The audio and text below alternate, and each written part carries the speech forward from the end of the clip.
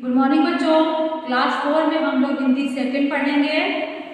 पाठ 11 संबंध बोधक।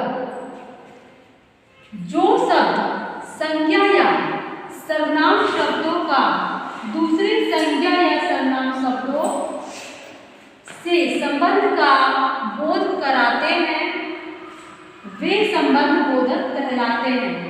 जैसे उदाहरण देखेंगे बच्चों, जैसे मेज के ऊपर भोजन रखा है। दूसरा देखेंगे, पेड़ के नीचे गाय बैठी है। इसमें मेज के ऊपर भोजन रखा है और दूसरा है पेड़ के नीचे गाय बैठी है। गाय बैठी है लेकिन नीचे और ये भोजन रखा है लेकिन ऊपर।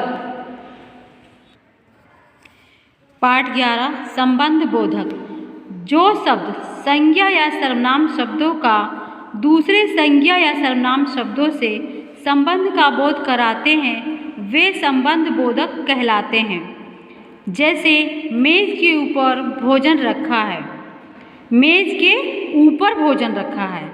पेड़ के नीचे गाय बंधी है लेकिन पेड़ के नीचे, और भोजन रखा हुआ है लेकिन मेज के ऊपर। मेज पर भोजन रखा है वाक्य में के ऊपर शब्द मेज और भोजन संज्ञा शब्दों का संबंध स्थापित करता है। पेड़ के नीचे गाय बैठी है वाक्य में के नीचे शब्द पेड़ और गाय संज्ञा शब्दों का संबंध स्थापित करता है। इसमें पहला देखेंगे, उचित संबंध बोधक शब्द खाली स्थान में लिखो। बच्चों आप लोग किताब में भरेंगे के ऊपर, के सामने, के आगे, पर, के नीचे, के लिए, के साथ। तो इसमें पहला देखेंगे, नंबर 1 है मेरे घर। इसमें क्या भरेंगे? मेरे घर के आगे विद्यालय है, तो आप लोग किताब में भरेंगे बच्चों। दूसरा है पेड़, खाली जगह तोता बैठा है। मेज पर दूसरा है पेड़ पर तोता बैठा है।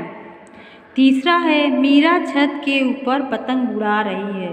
चौथा है बस के सामने कार जा रही है। पांचवा है पहाड़ी के नीचे मेरा घर है। छठवा है मम्मी ने हम सब के लिए भोजन बनाया। सातवां है रीना के साथ सुनीता बाजार गई। पाठ 12 योजक समुच्चय बोधक। दो शब्दों वाक्यांशों का वाक्यों को मिलाने वाले शब्द समुच्चय बोधक कहलाते हैं। जैसे यहाँ चित्र में आप लोग देख रहे हैं बच्चों, आकाश में चांद और तारे खिले हुए हैं। दूसरा है कुत्ता जानवर है लेकिन वफादार है। इसमें पहला देखेंगे हम लोग, उचित समुच्चय बोधक शब्द चुनकर वाक्य पूरे करो। इसमें नंबर 1 है, प्रश्न नंबर 1 का पहला है। जैसे पहला है मैं समय पर नहीं आ सका। यहाँ 2 शब्द दिए हुए हैं, इसमें से चुन के हमको भरना है। मैं समय पर नहीं आ सका क्योंकि वर्षा हो रही थी, क्योंकि। दूसरा है वे जल्दी जल्दी गए ताकि समय पर पहुंच सकें। तीसरा है क, ख, ग, घ, अंग आदि व्यंजन वर्ण हैं। चौथा है परिश्रम करो अन्यथा पछताओगे, अन्यथा। पांचवा है वह निर्धन है किंतु ईमानदार है। छठवा जहाँ प्रेम है वहाँ सुख है। सातवां है जब वह आएगा तब मैं जाऊंगा। मैं चुपचाप बैठा हूँ और तुम शोर मचा रहे हो। नौवां है मैं भाग कर गया ताकि बस पकड़ सकूं। पाठ 13 शब्द समूह के लिए एक शब्द। जो शिक्षा देती है उसे क्या कहते हैं बच्चों? शिक्षिका। दीपों का त्योहार दिवाली। रसोई बनाने का स्थान रसोई घर। अनेक शब्दों के लिए एक शब्द चुनकर लिखो। ये शब्द कुछ दिए हुए हैं, इसमें से चुन के यहाँ पे लिखना है। रहने का स्थान घर, माता पिता और संतानें परिवार कहलाती हैं। जो डरता नहीं उसे निडर कहते हैं। बिना पैसे लिए वस्तु देना मुफ्त। सवेरे बाग देने वाला पक्षी मुर्गा। लालच करने वाला लालची व्यक्ति। जिसे भूख लगी है भूखा। जिसकी तबीयत ठीक नहीं है बीमार। भेड़ बकरियां पालने वाला गडेरिया।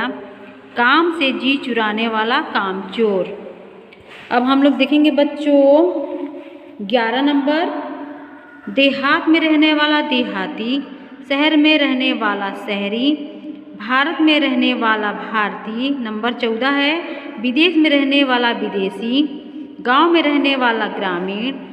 भीख मांगने वाला भिखारी। धीरे धीरे घूमना टहलना।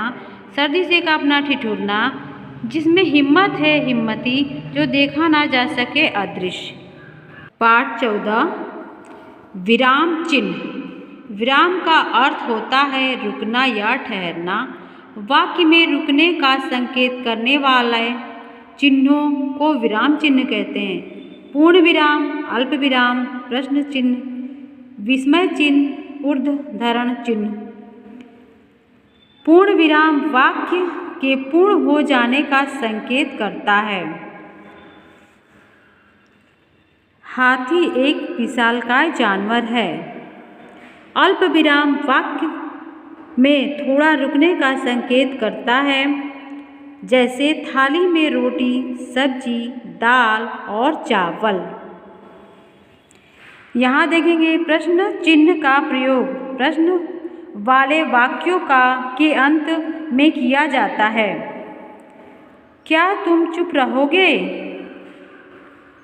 विस्मय चिन्ह का प्रयोग दुख, प्रसन्नता, भय, आश्चर्य, घृणा आदि भाव प्रकट करने वाले शब्दों और वाक्यों के पश्चात होता है।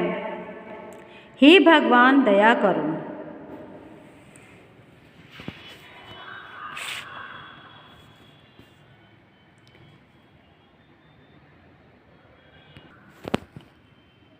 ऊर्ध्वधरण चिन्ह का प्रयोग किसी के कथन या कहे गए शब्दों को ज्यों का त्यों रखने के लिए किया जाता है।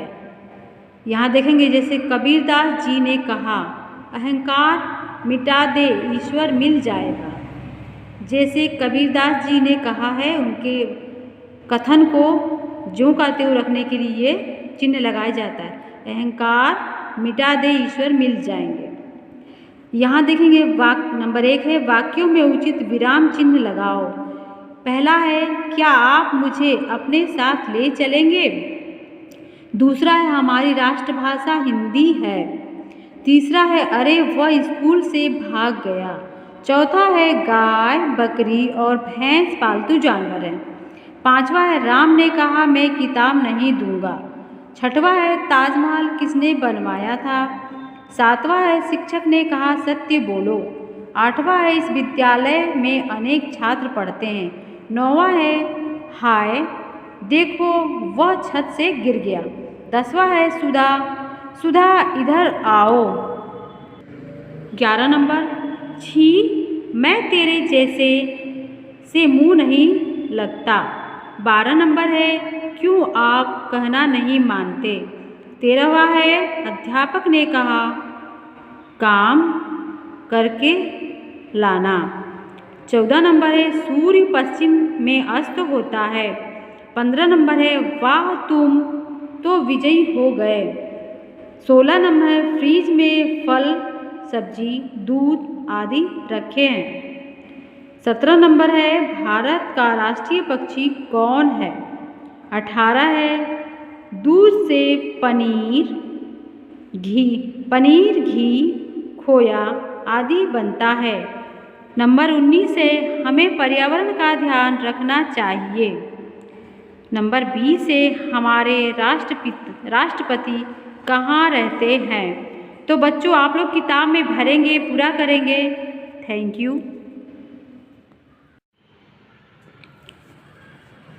पाठ 15 मुहावरे। विशेष अर्थ प्रकट करने वाले वाक्यांश को मुहावरा कहते हैं। भाषा को सुंदर बनाने के लिए मुहावरों का प्रयोग किया जाता है। सुनहरी घटा छाना, सूरज की किरणें फैलना। इसका अर्थ है बच्चों, सुनहरी घटा छाना ये मुहावरा हो गया। इसका अर्थ है सूरज की किरणें फैलना। चित्र में दूसरा वाला चित्र में देखिए आप लोग, ऊंचा उठना, बड़ा बनना। सूरज निकलते ही चारों तरफ सुनहरी घटा छा गई। इसका वाक्यों में प्रयोग हो गया। अब दूसरा वाला देखेंगे हम लोग। दूसरा देख चुके हैं अभी। ऊंचा उठना, बड़ा बनना, इसका अर्थ हो गया और ये है वाक्यों में प्रयोग। हिमालय हमें ऊंचा उठने की शिक्षा देता है। अब यहाँ देखेंगे हम लोग बच्चों, उचित मुहावरे चुनकर वाक्यों को पूरा करो या करें। इसमें पहला देखेंगे, नंबर 1 है, लेटते ही उसकी आँख लग गई। इसका अर्थ हो गया। दूसरा देखेंगे, बच्चा माँ की आँखों का तारा होता है। तीसरा है, मेरा पड़ोसी जब देखो बक बक करता रहता है। बक बक मुहावरा है। चौथा है, जादू का खेल देखकर हम दंग रह गए। पांचवा है, रामू हमेशा काम से जी चुराता है। छठवा है, लड़के ने माँ की सीख गांठ बांध ली। नंबर 7 है, वर्षा ना होने से खेती चौपट हो गई। आठवां है, भगत सिंह में देश प्रेम कूट कूट कर भरा हुआ था। 9वां है, उसके मंत्री बनने से साथियों को जलन हो गई। 10वां है, चोर भाग गया और पुलिस देखती रह गई।